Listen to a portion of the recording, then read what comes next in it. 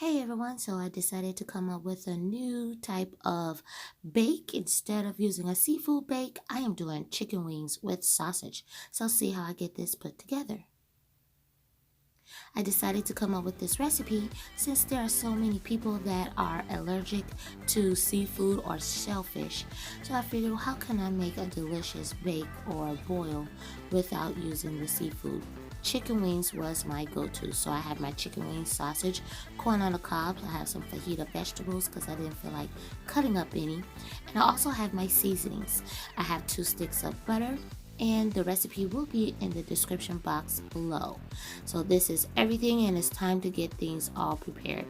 And of course I have a little parsley flakes as well. I started by preheating my oven at 400 degrees, and I'm going to put my butter inside of a pot along with some olive oil. This is going to make sure that all the vegetables have the good butter flavor, but yet also make sure that they are nice and juicy. I have some of my Old Bay seasoning.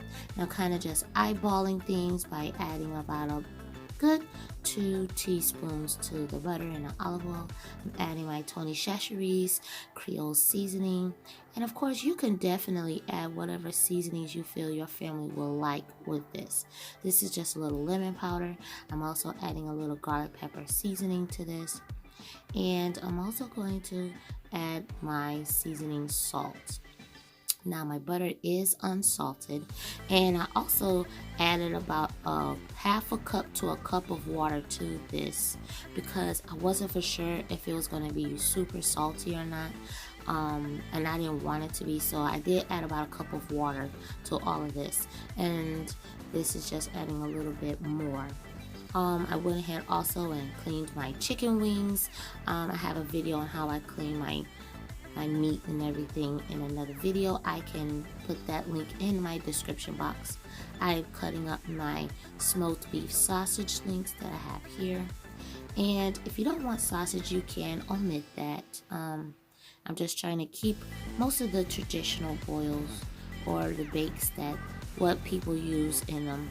I'm adding some bell peppers and the onions, like I said, the fajita mix, and this is going to be added with the corn on the cob, which is frozen. You can use fresh when it's in season if you can find some, and I just placed it inside of that baking pan along with chopping up some of these small potatoes. I wanted to try to make sure that they were cut evenly.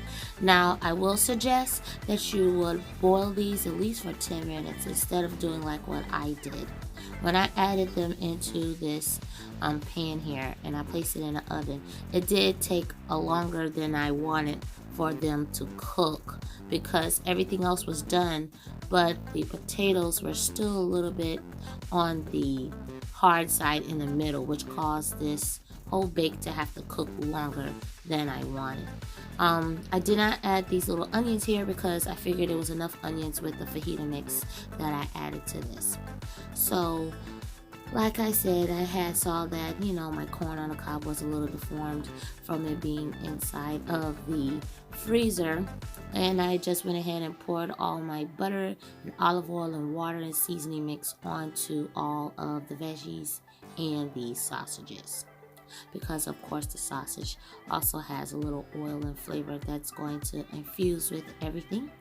And once I poured everything on there, I also gave it a nice toss and mix because I wanted to make sure the corn was covered with that butter and oil seasoning, and wanted to make sure that all the potatoes, I wanted to make sure everything was covered before I placed it in the oven.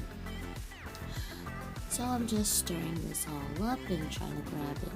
And after I mixed everything, then I went ahead and placed this into the oven.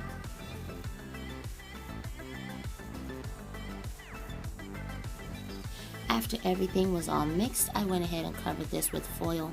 I kind of wanted to make sure that the vegetables, mainly the potatoes, will kind of steam while they were in the oven, so that's why I'm covering this with foil. And once it's covered, I place it in the oven, and I wanted this to bake in the oven for at least 40 minutes to try to give it some, a good head start.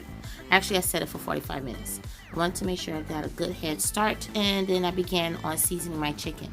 Now I had that paper towel in between my chicken because I wanted my chicken to be dry when I placed this into the oil. I did not use any flour because I didn't want it to have, because I was going to put the chicken in the pan with the other vegetables. I didn't want it to end up getting kind of soft. I kind of wanted the chicken to hold its crispness and some of its firmness. So once I seasoned the chicken using the same seasonings that was from the vegetables and the sausage, I just gave this a quick toss and I let this sit covered for about a good 25 minutes.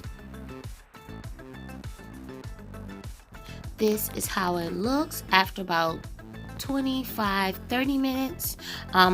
You can see that the juices at the bottom are starting to develop really nicely, and I just went ahead and tossed it some more. I did add extra time on it because the potatoes, like I said, were still a little crunchy. You can see I'm adding my chicken into the oil after it had seasoned, and look how beautiful and golden brown these babies turned, and they were nice and crisp on the outside.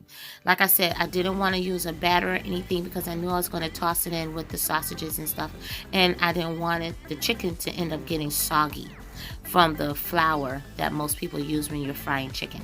So I gave the vegetables and everything another toss, and I went ahead and added my chicken pieces to this and let it gather some of the sausage flavor and all the other juices from the the vegetables and everything that was in the oven. Once I added all the sausages in there, I did add the time. Now, off and on, I did have to adjust the time on here because the potatoes just was not getting done. So, like I said in the beginning, I truly suggest that you pre-boil your potatoes at least for 10 to 15 minutes before adding them to here. You don't want them all the way boiled till they're soft because you do want them to finish baking in the oven. I boiled four eggs suggested by my son, but this is how my bake turned out. I believe that if you pre-cook your potatoes for at least half the time for 10 minutes and then place them in your bake, that the whole meal should be done within, I would say, 45 minutes to an hour. Your potatoes will be perfect and tender, and it wouldn't take an hour and a half to 2 hours like mine did. Even with the covered foil, it just had a hard time steaming with all the juices and the flavors and the sausage that was at the bottom of it. But I must say that this meal turned out great. This is a perfect substitute for those who have a seafood allergy and can't do seafood bag boils. This was just a nice little fill in a gap. It was so delicious and tasty. My son wants me to try it with maybe some fish next time and let it steam on top. But this is just a quick suggestion. If you like this, please click like, share, and subscribe. Don't forget to,